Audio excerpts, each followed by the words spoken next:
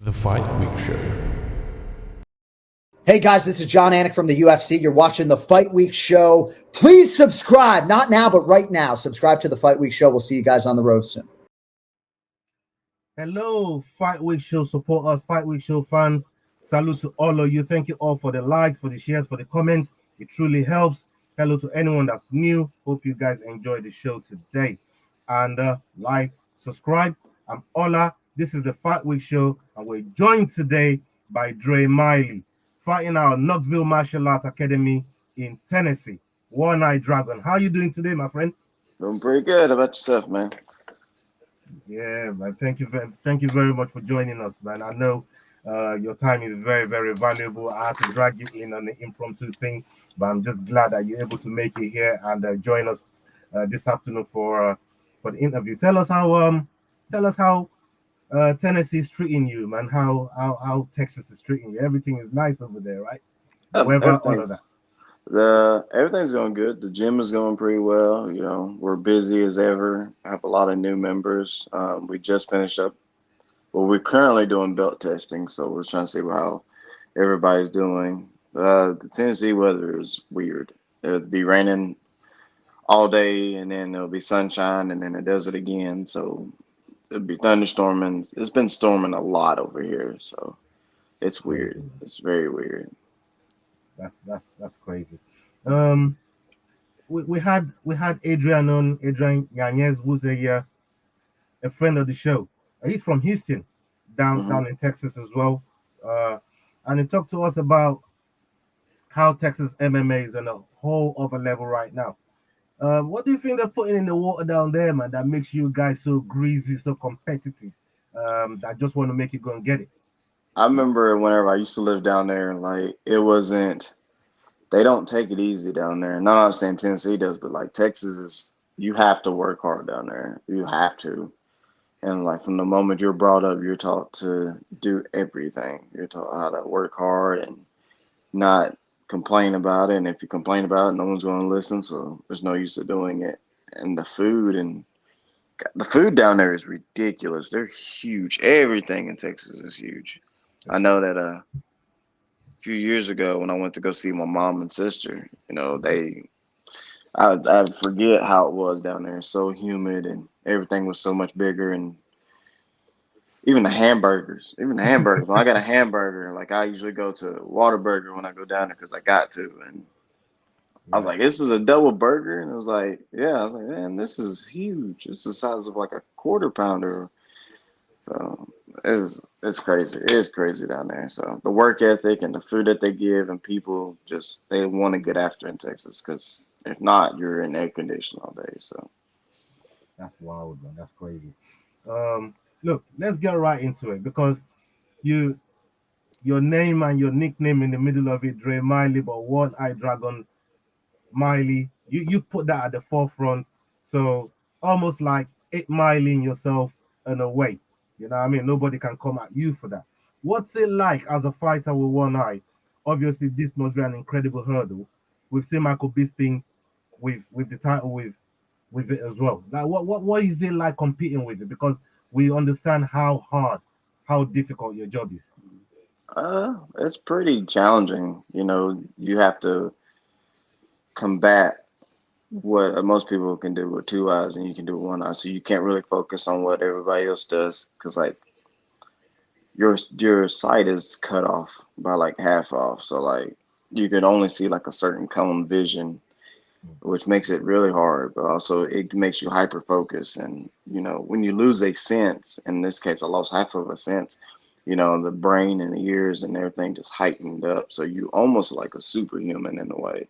Mm. Well, half of a superhuman. So it's hard. And this sport is makes it really difficult. And I put it in front so that way, like, because there's other people who are going through something that have been told no, and they've had people say you can't do that. It's not possible. So like me putting out in front and throwing it in everybody's face is like showing us, hey, you can still do it. Hey, and I don't care if you tell me it's hard or not. I'm gonna show you it's gonna still be done. That's incredible, man. I mean, follow up questions like they what sort of adjustments have you had to make in order to be able to compete at the level that you're at right now. Because preparing for an opponent is one thing, but with with this eye situation that you've got, your preparation it's got to be on a whole nother level, right? Not necessarily. I used to really focus on what the other person's going to do and be like, well, I got to do this. I realize I can't because no matter who I fight, it could be anybody. They're going to go to my left side. So for me, knowing that, I always have to make sure to keep my left hand high Oh, up. And it's already like a cheat code. It's always like, well, I already know where you're going to oh, go. got you. Yeah. So, and I know what I want to do before I'm going to do it, and that's the great thing about having great coaches and team Mhm. around you and pushing you and exploiting everything that could be exploited towards you. So that and just moving around, not sitting still, because a lot of people will sit still and fight. I don't like to sit still. Mm. In fact, our coach, Erica is always telling us, you got to move our feet, and we stay moving our feet. So it's a little bit harder to hit me. So I'm Mm. always moving my feet, and I always try to keep my hand up. Except for my last fight, I got head butted and cut my eye. So like I was cut over both eyes, and like it kind of was weird fighting blindly for a little bit because I had blood in my eyes, but still pulled out the win. Mm. Fantastic. I mean, it takes a special person to do to do what you do, um, with every part of your body, and when you're already starting at a disadvantage, it's almost like uh, giving them an advantage. But then again, as you just mentioned, it's like a cheat code for you as well because you know exactly what they're gonna do, and you got something waiting for them when they get Hmm. there. Yeah. And that's just the beauty of fighting, isn't it? It's crazy. Hmm. Um, you we spoke off air, and you mentioned having to corner one of your teammates at the Bellator promotion. What's that like being in that environment and supporting a teammate, help what maybe helping them through camp all the way to getting into the octagon and and cornering them in a big fight in a promotion like that. What was that like? That whole experience. It was a lot because it was the first time I've ever been. Well, we were there the first time, but then something happened. I think one of his guys caught COVID and we couldn't do it. And then so the second time we went up there, it was just like we've been there before, but like, the workouts that we had to do, like, it's pretty cool. And it's kind of inspiring to sit there and be like, oh crap, this could be me one day. Mm. But like, for the guy that helped corner, me and him has been teammates for years. Like, he was my first teammate. Like, when I first joined in, he was already fighting, snatching up belts from everybody. Mm. And he was the best man in my wedding. So, it's always good whenever you have a brother like that to go there. And he deserves every chance he can get to Bellator. And watching him be in that Bellator cage was like, dude, you finally made it. And, watching from the outside, it was just like, damn, you kind of want to do it yourself. And like, it makes you motivated to be like, oh, I want to be in here too. So it was fun. I enjoyed it. And I'm pretty sure he enjoyed the whole process too. Incredible. Um, the gym that you fight out of. I was saying this to you earlier on. Like you guys always get down. You guys are always busy, and you got incredible amount of students down there. What does it take to give almost equal time to the students that you've got? Because it looks like a busy gym. I see you posting them. I repost them for you. It looks like a busy gym. And what does it take mentally to always give everybody their time and make sure that everybody gets what they want out of the gym? What sets your gym apart as well, which is a part two question to that. I think what sets us apart is the fact that we're a family. We're not necessarily a gym. We have a very amazing culture where we take care of our own. So once you join the team, we're going to take care of you, make sure that you got everything that you need, answer any question, because we all, at the end of the day, know what it's like to be a day one person. We remember our first day, Mm. and no, it's not the Wild Wild West days of whenever I joined and some of the other senior students joined in, where you just learn two techniques and sparred all day. You learn a lot. You learn a lot, and it's more so.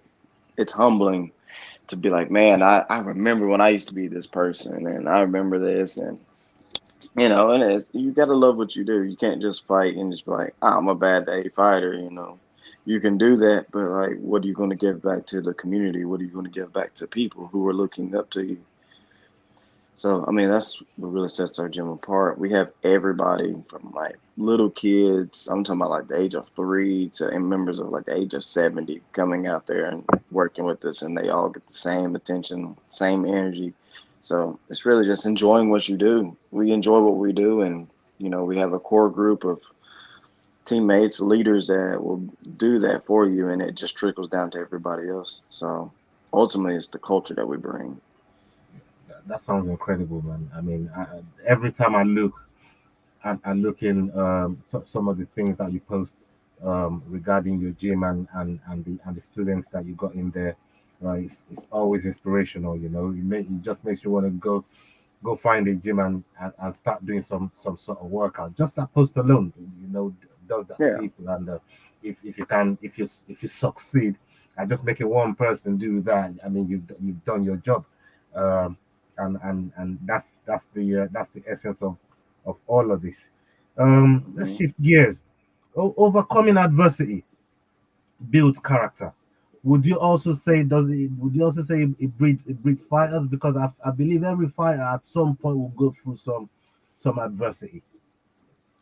Yeah, I believe so. You have to have, if you're a fighter, you have to be able to overcome some kind of nonsense, especially in this fight game where like people pull out of fights and they're dogging people. They do all the things, and it just shows how bad you want it. A lot of people don't want it anymore. A lot of people are they're given things, and people are afraid to take losses because they're afraid of the person on the other side of that keyboard, or they're afraid of the people within their camp and saying, man, you should hang it up.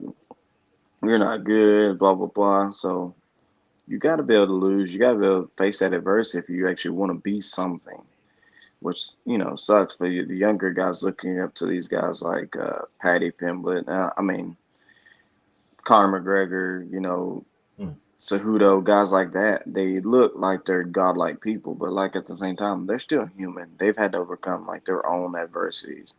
mm, I don't really crap on a fighter because if I see you come through adversity, then I'm on your team. I'm like, I'll give you the benefit of the doubt. But if you're like, I'm just padding stuff, and then I get there and I get exposed, you can't get that from me. mm. Incredible. Talking about coming back from losses and being able to take a loss on that, like in your job mentally, how difficult is it to bounce back from a hard loss, especially as kid? You know, Hmm. how difficult is it to bounce back from something like that? It's mentally taxing. There's not enough skills that you can do to. There's not enough skills that you can learn to fix it. Like, yeah, your coach and have a fantastic coach, or is like, hey, let's do this. But it's not ultimately on him because he can give you as many tools to add to your toolbox as possible. But it's ultimately on you. Like, what did I do wrong? What do I have to fix about myself to fight? And that's probably the hardest thing that people can do. And we call that shadow working at our gym because we're big on mental health and stuff like Mm, that. So you really got to sit back there and watch your fight, and you got to swallow that pill. And be like, yep, I did that. I messed up. So it's one of those things. It can't be techniques. It can't be anything. It's got to be your mindset. So my before my last fight, I was on 2 fight skids, and I was just like slowly plugging myself. What am I gonna do wrong? What am I doing wrong? Oh, I'm not doing this. But went out there next fight, and I did that. And then next fight, I was like, what did I do wrong in that fight? And then he's like, you did this. So ever since then, I'm like, I would never make that happen again. So it's mindset. That's all it ever is. what's the better win What's the coming better off way? a no, what I meant is, what is the better win? I'm just going to compare wins here. A win that you just won off like a two losing streak, and then you come back and win, or a win that's just on a winning streak. If you keep winning streak, because I believe even when you lose, you still win if you learn something from the loss. Mm-hmm. But then again, I'm not one in the octagon like you guys. I'm not the one in the cage like you guys taking that loss. So that's why I wanted to figure out like which win is like a more preferable win, uh, in your Uh, opinion. I would say the ones when you come back from losing. Again, I've said this to class yesterday. I was teaching in class. I was like, records don't mean anything to anybody but the people who put odds on your fight. They don't mean nothing to anybody that's they don't know. So the lose and keep losing, you finally break through and you get that win. It feels better than just going on an absolute tear because you're not exposed to nothing. Maybe you overcome some adversity in a fight, but you're only preparing for that person for that fight. It's like, well, that was it. And just keep going, keep steamrolling through people, but you're not getting any better. You're falling into that constant circle of I'm good where I'm at. I'm gonna keep doing what I'm doing, and if it isn't broke, don't fix it. There's never any involvement. You never try to evolve, and to me, losing it forces you to evolve, either mentally or sometimes both mentally and physically and emotionally.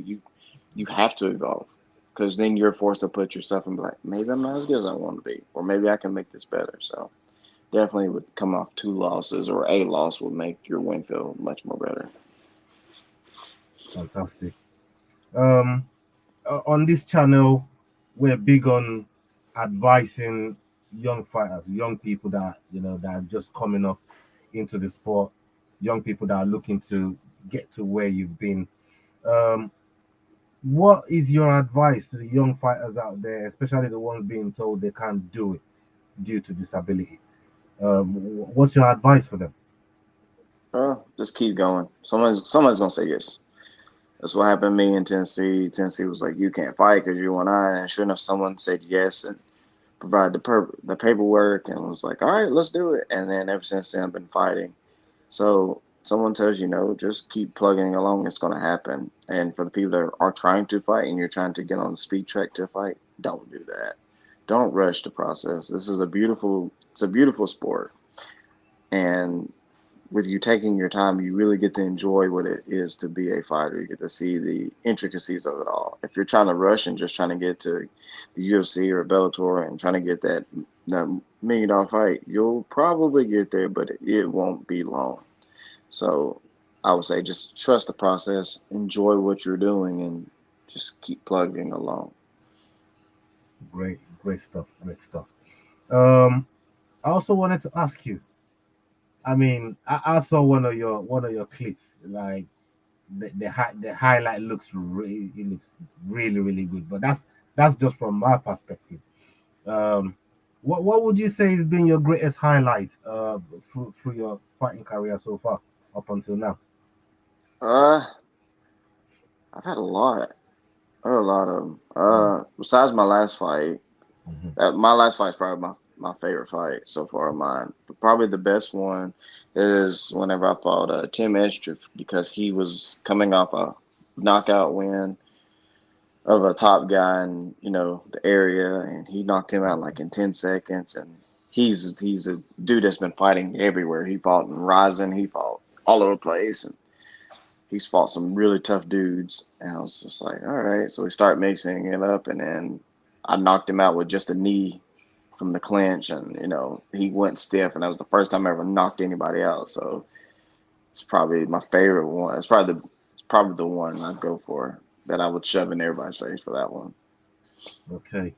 Um, we're just about wrapping up because I'm very very conscious of your time, and thank you very very much for giving us this time here.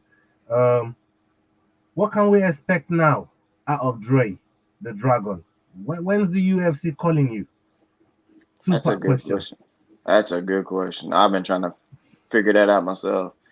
So apparently they got away on the winning streak, which is I don't believe that whatsoever because I was on a win streak and I got passed up. So Mm, I don't know. I just keep fighting and I guess just keep plugging my name in Twitter and put my name in conversations. keep making, keep making noise some way, shape, or fashion. So that's all I got. UFC should know by now, and if they don't, that's on them. They want certain people. They want people who are represented by certain companies, it seems like, or the guys that have a style that will make their guy look good. The problem is that my style won't make any of their guys look good. Right. So, and also they're probably afraid of the eye thing, which doesn't make sense because Michael Bisping came out and said he had one eye. So I don't know. I don't know why they're dragging their feet, to be honest with you. Yeah, I hope. I mean, we're doing everything we can to support you in that quest. Whenever you put it out there, we're always right there with you, and we're gonna keep making that noise until they hear you. Because with the skill level that you possess, and with the way that you approach fights, there's no reason not to be fighting at that elite level that those guys are at, and we can all say it, and we know you've got the talent, we know you got the skill level, and we believe in your work ethics, and these are the three real ingredients really that you need to succeed in this industry at a very high level. Yeah. um the last question, is there anything you want to plug? Any fight news, any sponsorships, any merch? I know you're doing some merch that you've put out there that we've been supporting on this channel as well.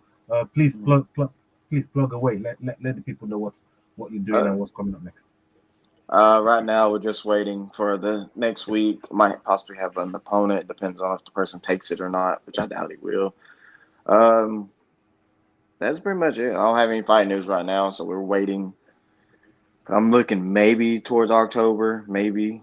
Depends again. Person next week will take the fight. Also, provide that he wins the fight.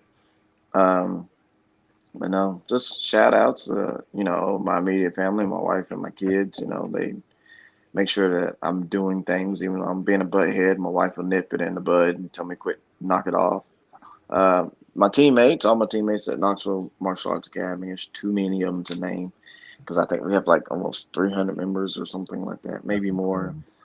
Um, and I don't really have any sponsors right now that I deal with too closely. Um, but shout out to everybody who's ever supported me. So if you watch this, I'm like, hey, I'm gonna sponsor you. It's like, I'm sorry I didn't plug your name, but thank you for supporting me and all that good stuff.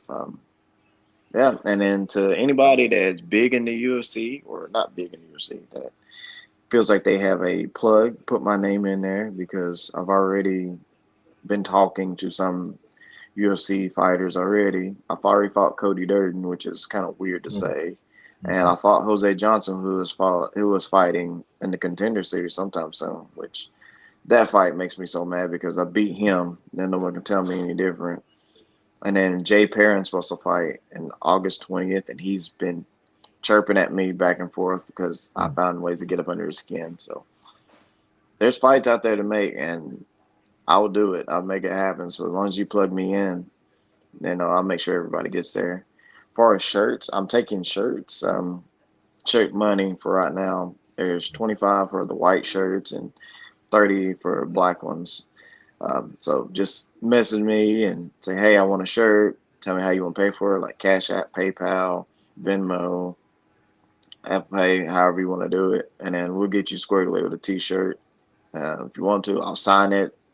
I don't know if my signature will mean anything, but I'll definitely sign it and send it I to you. definitely want mine signed when you send it over. Definitely, No, the signature means something to me, man. So I definitely want mine signed, bro.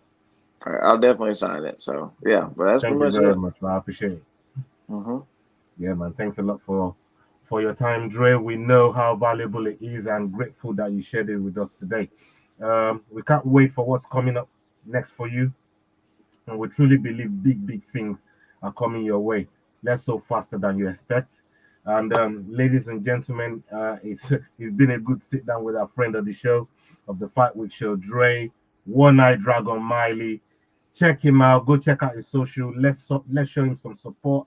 Let's show him some love. Let's retweet him. Let's get him out there. Let everybody know what Dre is about. Preferably UFC as well. If you're listening, please, this guy is a fantastic talent.